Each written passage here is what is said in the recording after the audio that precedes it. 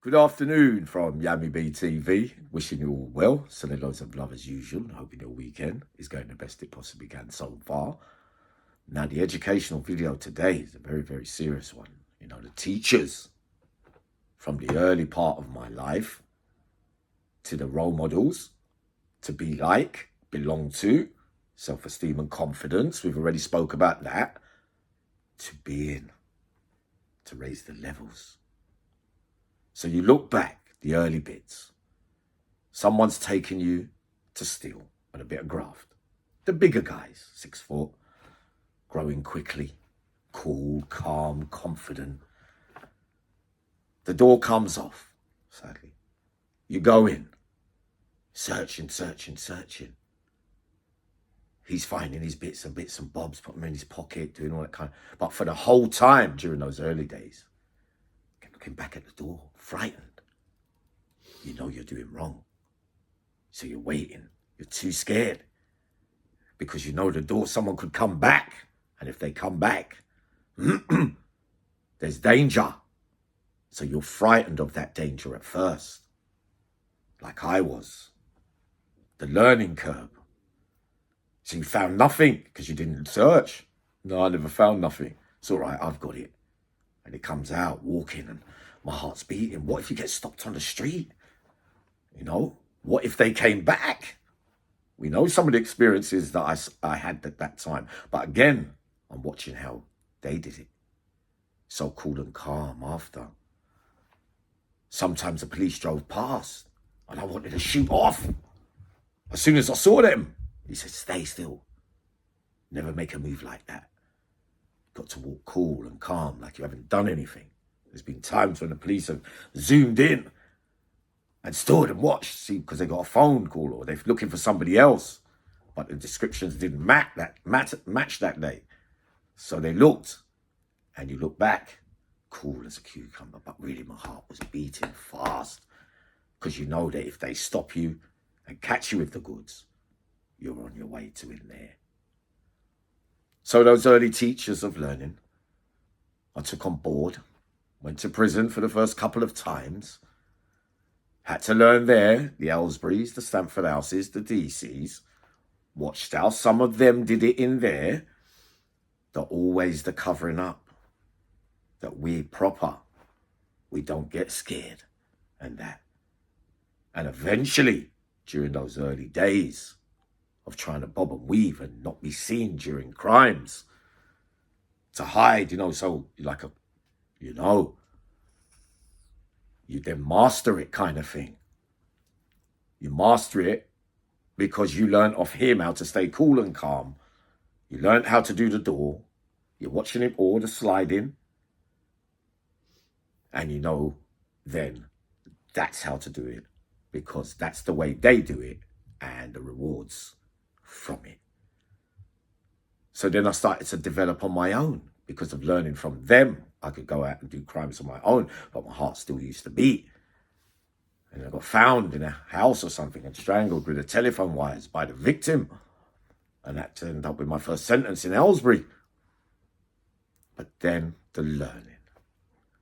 Sun's just come out. The learning to reach different levels.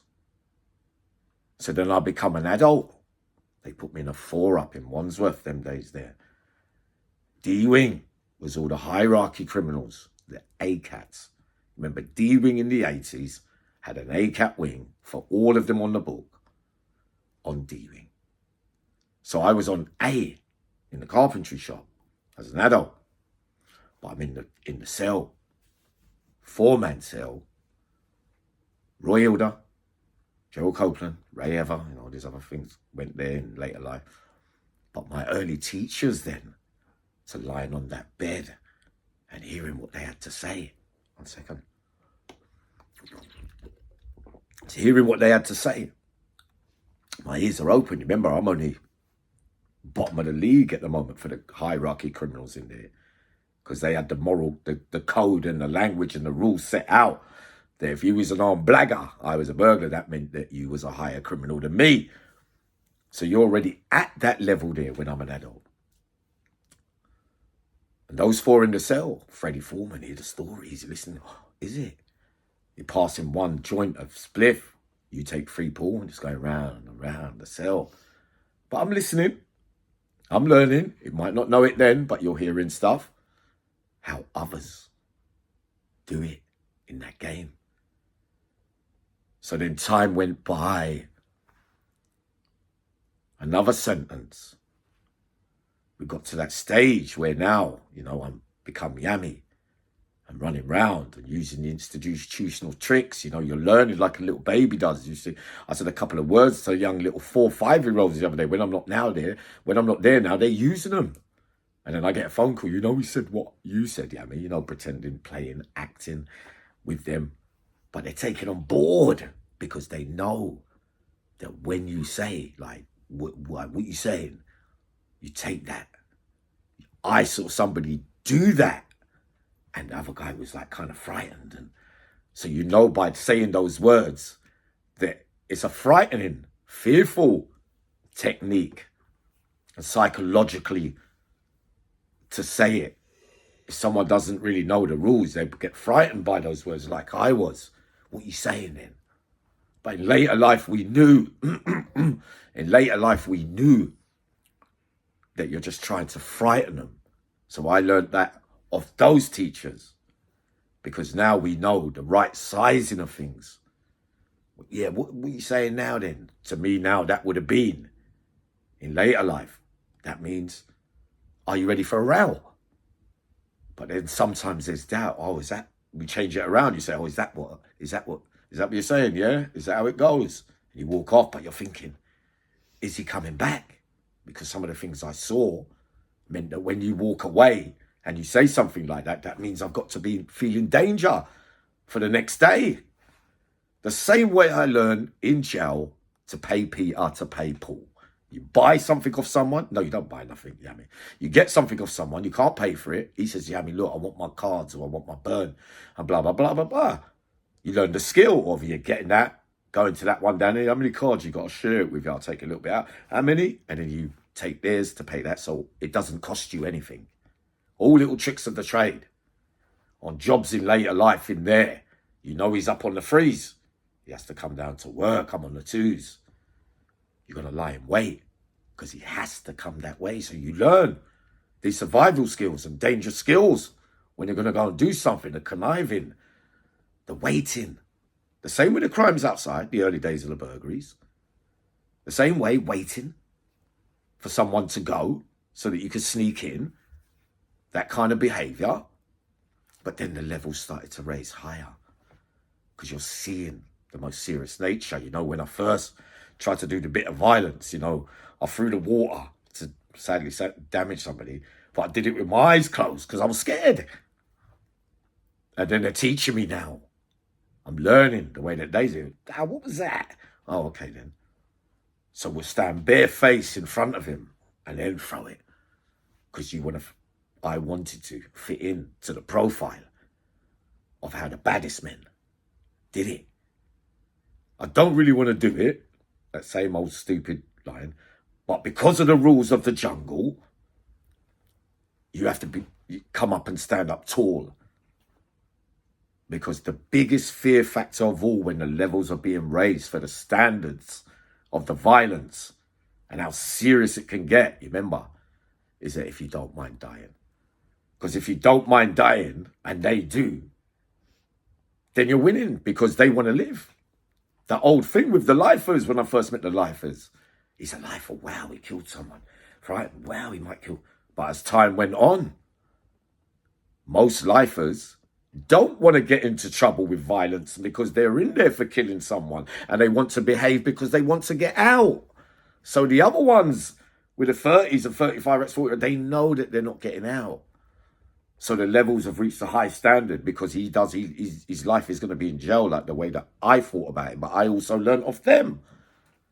Because when you don't want to get out or don't mind and you're just living for today like you're outside in there, some of them, the off your rocker lifers, throw the towel in, I don't care, I'll row everybody. So you got the advantage in that way. But again, I learned off them. So doing the maths in that mad head of mine, come on in. We'll go out there. No, I don't mind if I get, whatever happens, happens. But I know what I had to do to reach the levels of the language and the law in the jungle. A different set of rules to outside to live in that way.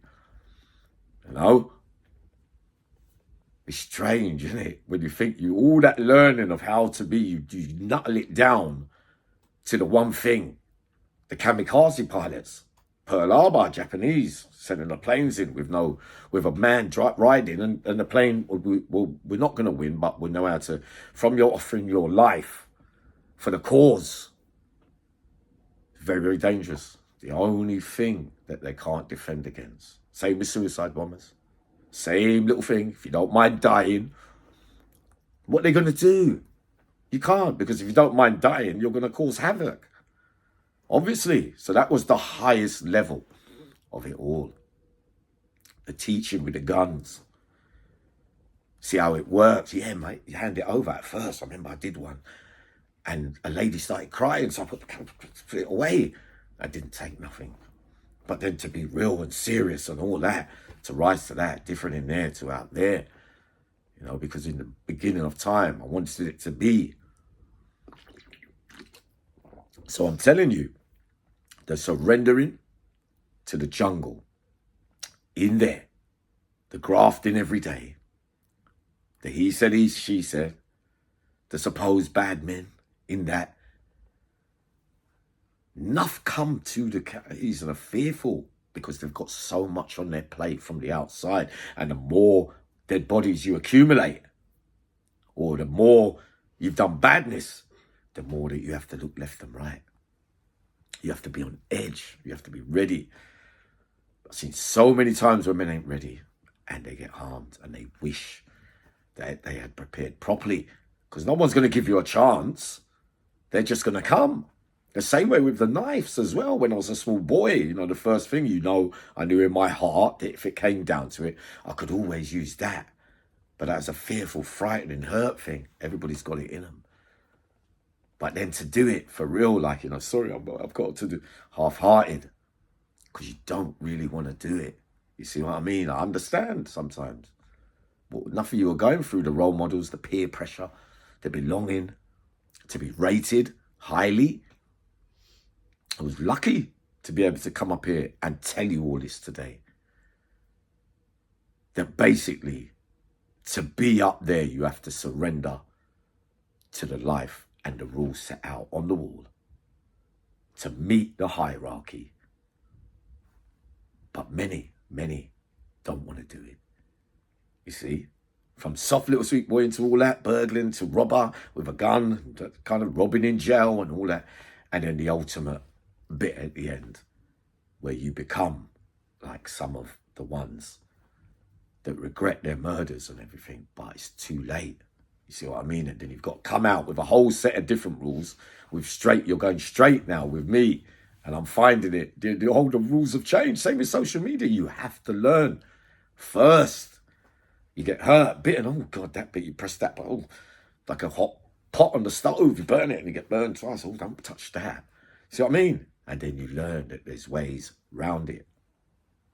But I have to keep it true to you lot, and I have to keep it true to myself. That the reality of the whole thing is that you surrendered to the game, an invented set of rules, and you're not going to be your true self. So you're hiding, really, in reality, from your true self, because of most inside of them, all for show. I done him, he done it. Now he got the better. The rules. We already know that when two killers fight, no one's going to win. Because if you're both meeting on the same level of the standard that I'm going to kill you today, or he's going to kill you, you've got to go. You would have had to go all out. Otherwise, you just go like that and let him do it. But the more, you play the stakes, making of my own problems by being a suicide kamikaze pilot, me, you have to live now, with the consequences and the things that have happened. And some don't. Because the first line of growing and moving on is accepting your part in things. Not mine and he. I used to do all that projecting. Yeah, but if he wouldn't have been there, if that she wouldn't have said that, if that, what did you do? What was your part? You guilty? Yes. So therefore, it doesn't matter around. The damage has been done. So now you've got to take that like a man, surrender. If it's me, I was wrong. You was wrong. Everybody was wrong. You've got to accept and take responsibility for your own actions. Coming up in a minute with the, what was it again? Big up Matthew Wright. No, Matthew Blackwell, Claire Blackwell, Reese and his son Lloydie B, Teresa and my lovely Rima, and River Blue down there in Devon. The three sisters, Marina, Lisa, and my other sister, Rachel. All right, my darling, I'm here for you all. See you all soon.